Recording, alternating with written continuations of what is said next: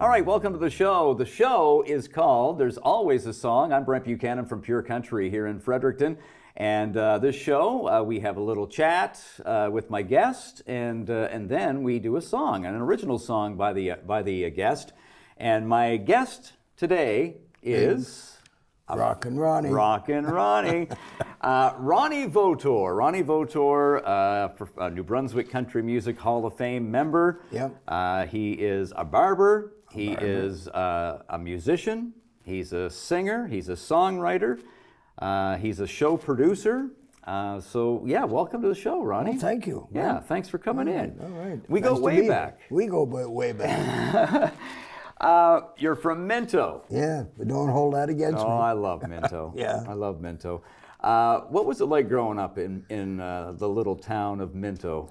Well, when I was growing up, I'm getting pretty old anyway, but Your birthday is May 31st. May by the way. 31st, yeah. And I'll be 74. Yeah. I don't know how I got here. Anyway, you know, when you're a young fella and you're playing music, you grow up pretty fast. Yeah. And especially down in Minto, playing at the Castle Loma, the Duck Inn, Simmons's Dance Hall, you know, just casino. How old were you when you started getting into music? 12 years old. Really? Yeah. And the first instrument you picked up was? Guitar. Okay. Yeah. Yeah. I've been playing since I was 8, but when I started going out to play, I played at the Duck Inn. The Duck Inn? Yeah, and it was across from the North Minto School. Yeah. And anyway, I made $3.50. Then I took my guitar and amp, and Merton Bailey drove me home. I was 12 years old, and he drove me home, and I went to the Castle Loma, and I played there. How'd you get into these places? You're 12. Well, I went with Merton, and he was like my chaperone. Okay. So he was, you know, and they asked my mother if it was okay, and I made $8 a night there. At the Castle Loma? At the Castle Loma. More money at the Castle Loma Yeah. than the Duck Inn. Yeah. But it was pretty good, you know, a kid 12 years old making $11.50 in 1962. Yeah. Wow. I had a lot of friends. Was your family all musical? Mom and dad? No, my father played a little accordion, piano accordion, or button accordion, I guess. But he never played out or anything. So how or why did you get into it? Lack of cable? No, and there was no internet. No. Anyway, I don't know. I always liked, when I used to watch the Bunkhouse Boys when I was a kid. And I don't remember this, but my mom and dad said I used to sit down on the floor with a broom and make on I was Pretend playing. it was, yeah. And my uncle, Ivan Musrow, he passed away last year, but he taught me the first 3 chords on the guitar, and I just started from there. So the guitar, and then you gradually went on to play bass? Yeah, when I was 14, they had a group called, actually, there's only 2 of us left, me and Gary Gallant. And we played with Emil Cormier and his wife Eva. Okay. So the first band I was in, that really we had a name, and her name was Eva, so they called them 3 Adams and Eve. 3 Adams and Eve. 3 Adams and Eve. I love the creativity when it comes, especially from the folks in Minto. They always come up with really creative names for bands.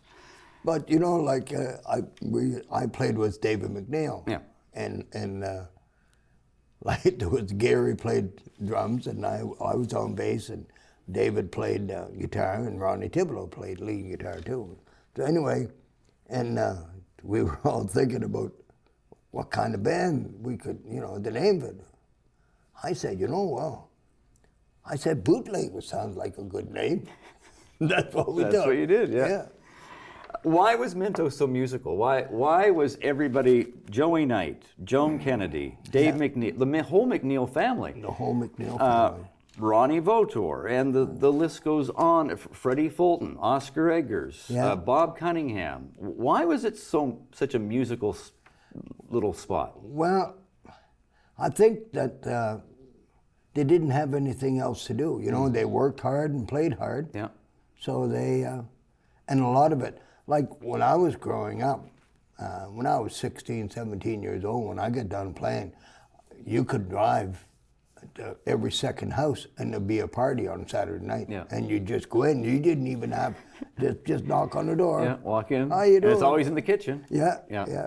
Yeah. That's why we used to have the kitchen party. Yeah, you know, exactly. Well, we still do. Yeah. You know. We'll get to the show that you're doing, but you started because of there's so much music in Minto. You started the Minto Country Music Wall of Yeah. Fame. What year did you start We that? started that in year 2000. 2000. So Paul Rollins. How it came about is that we were going to, I did a country show with Joey Knight at the Minto Arena, and David McNeil was there. So, and we did this little skit that we called it the kitchen party, and so, and we'd each take a song and do a verse and a half of a song. Yeah. So, and the place was just jammed at the arena, and we got talking, and somebody had mentioned about Aubrey Hanson having the New Brunswick Country Music Hall of Fame. Right. And I said, what do you guys think if we had a Minto's Country Music Wall of Fame?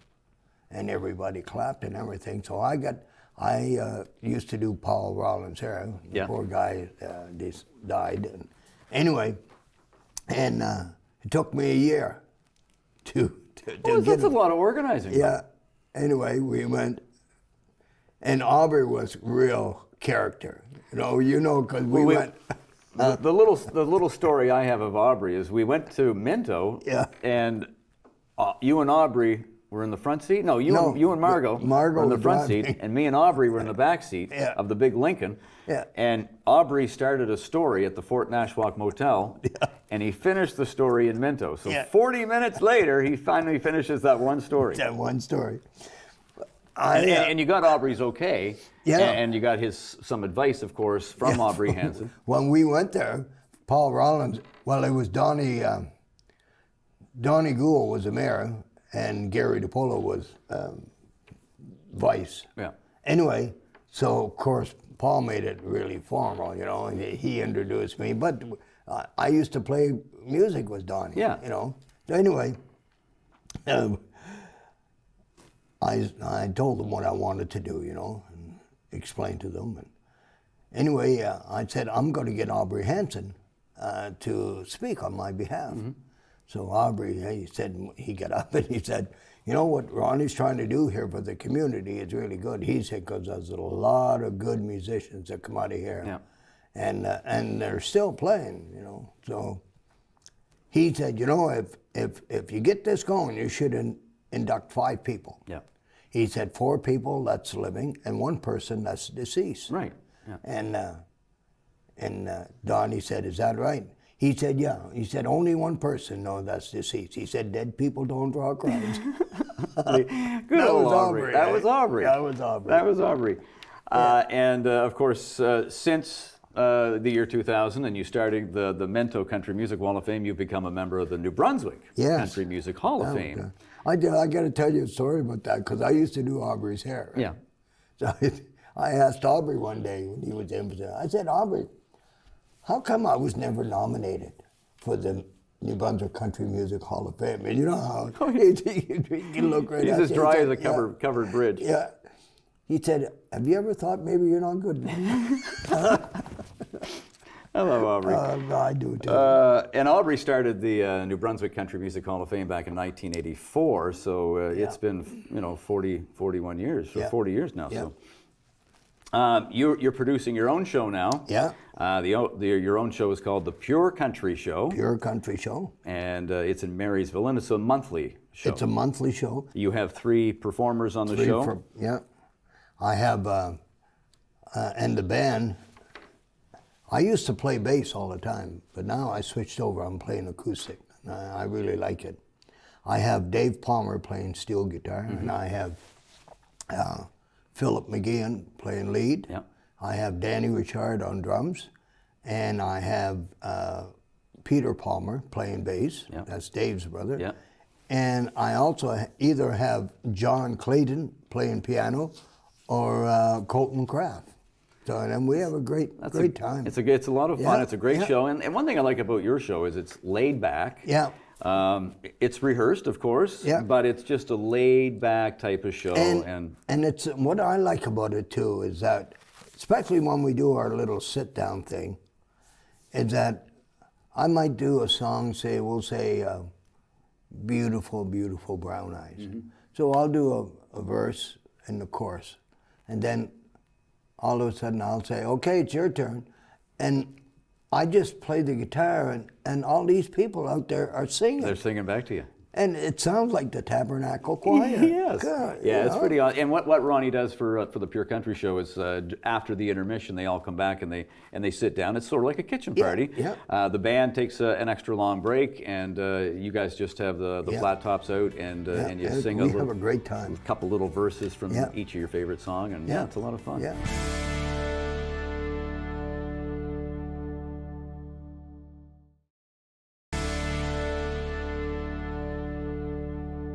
What was the best decade for country music in New Brunswick? I know you were traveling with Joey Knight for a time.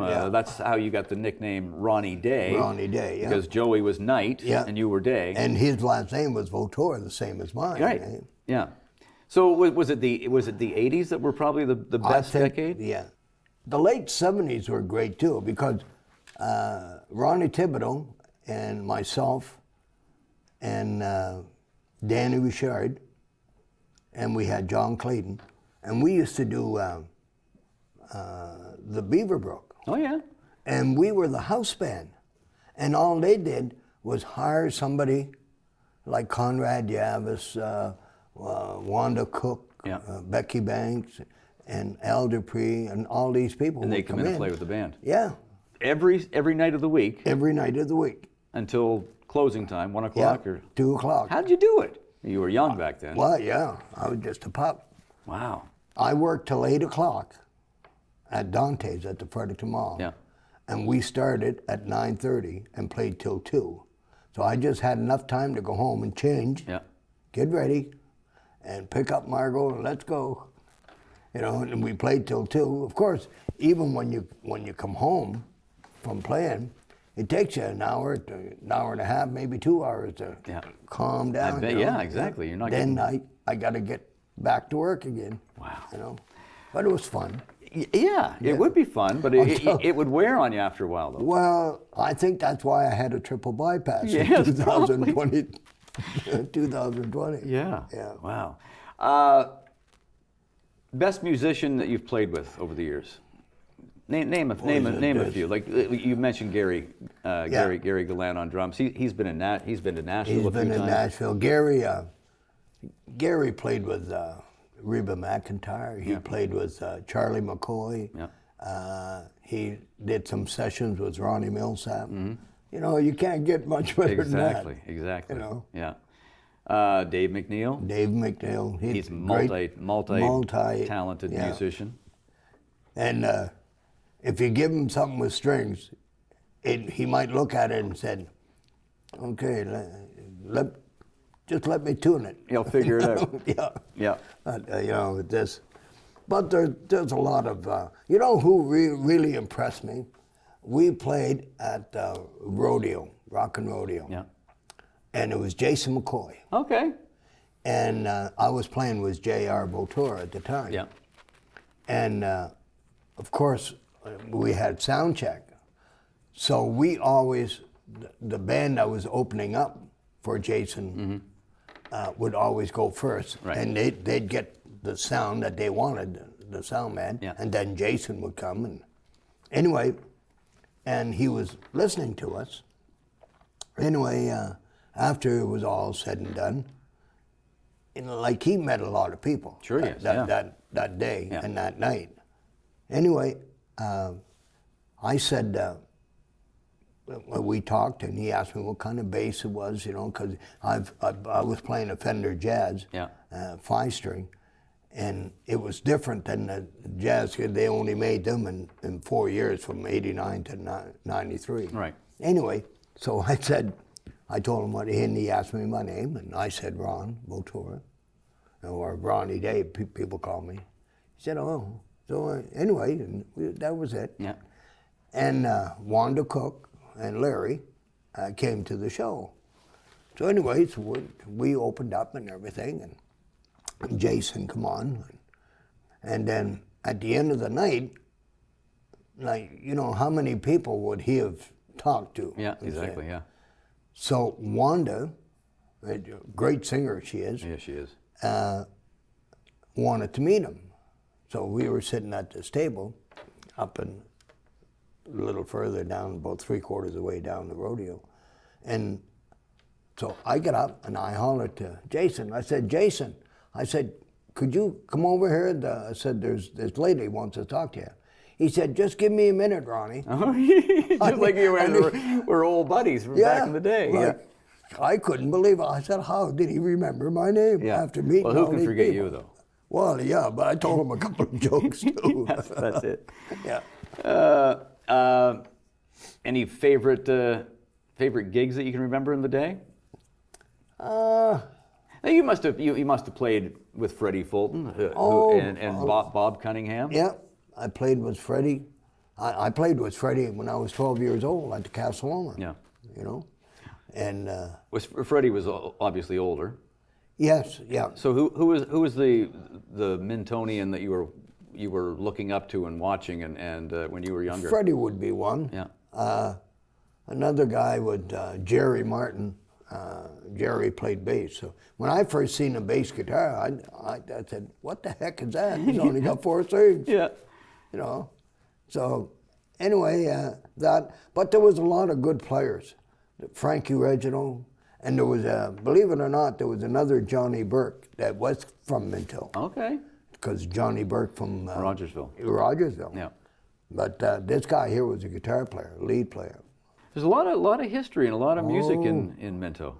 Yeah. And there's somebody says, where do they all come from? Yeah. I said, well, but you got to remember, it's Minto and Chipman and the Grand Lake area. yeah, the Grand Lake area. Yeah. That's the Wall of Fame down in Minto, and that's what it is. Yeah. It's the Grand Lake area. Yeah. You know. And the Wall of Fame is where's it at? If someone wants to, It's someone's at tuning in, they want to go see the Wall At of the Fame Municipal Building. in Minto. It's across from Tim Hortons. Right. So every year the Wall of Fame is in September. In September. And people can, of course, nominate whoever they would like to see being inducted, and the induction. I'm also on the board for the New Brunswick Country Music Hall of Fame too. You know. Yeah. So and this year, the New Brunswick Country Music Hall of Fame again this year in Fredericton. in Fredericton, and I'm playing for that too. October 19th. Yep. Yeah. Yep. Yeah.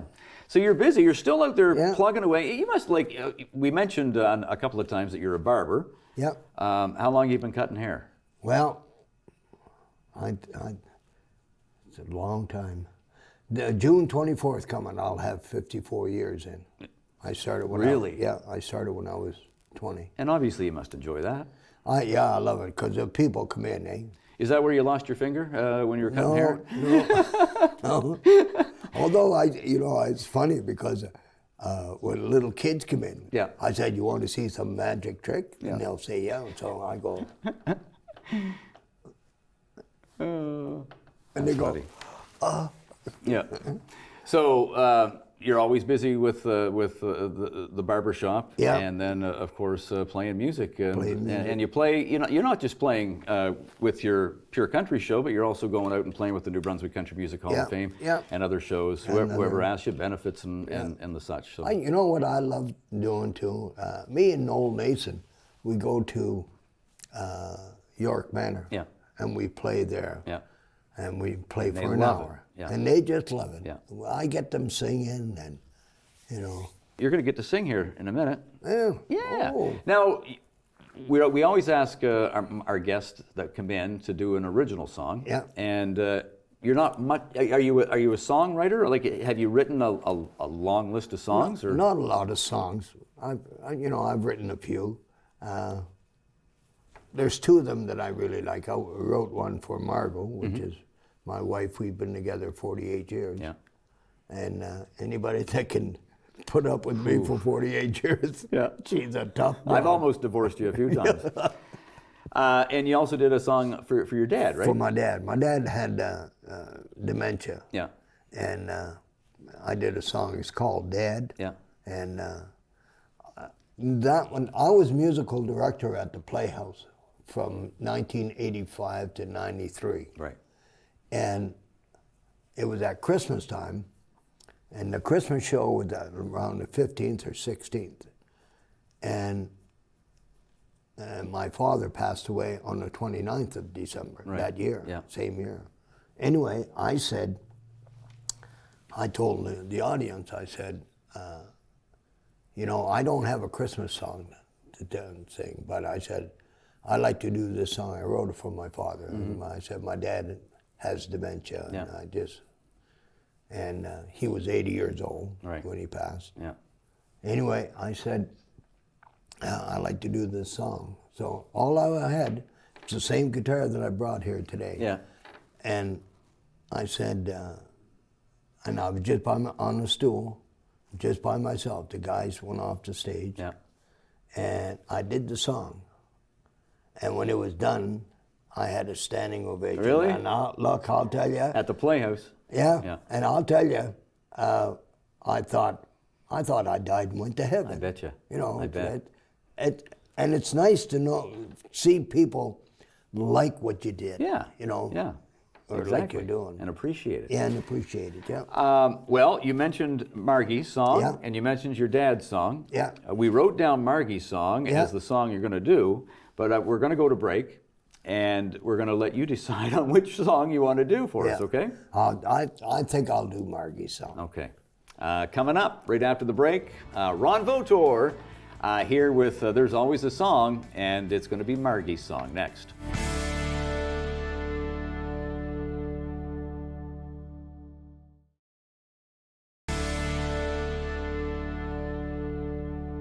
All right, welcome back to There's Always a Song, and There's Always a Song. I'm Brent Buchanan, and with that song, it's Ronnie Vautour and Margie's song.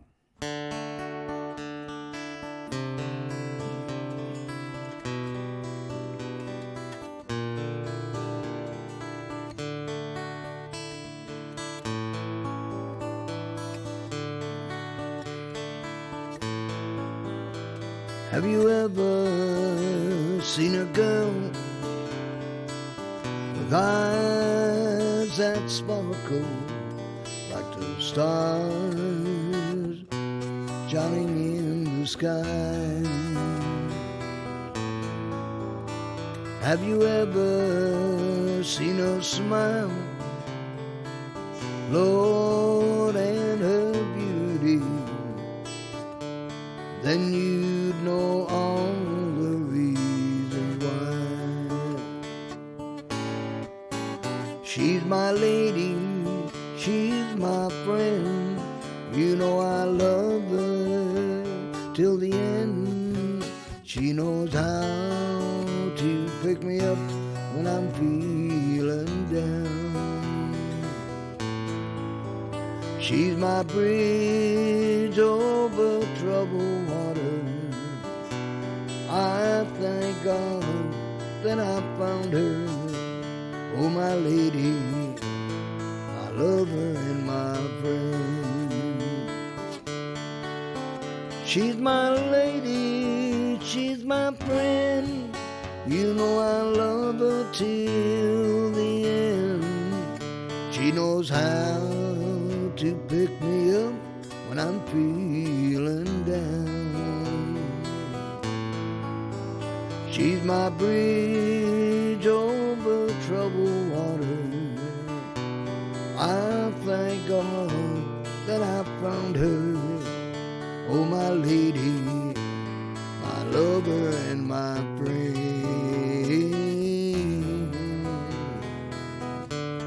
Oh, my lady, my lover and my friend.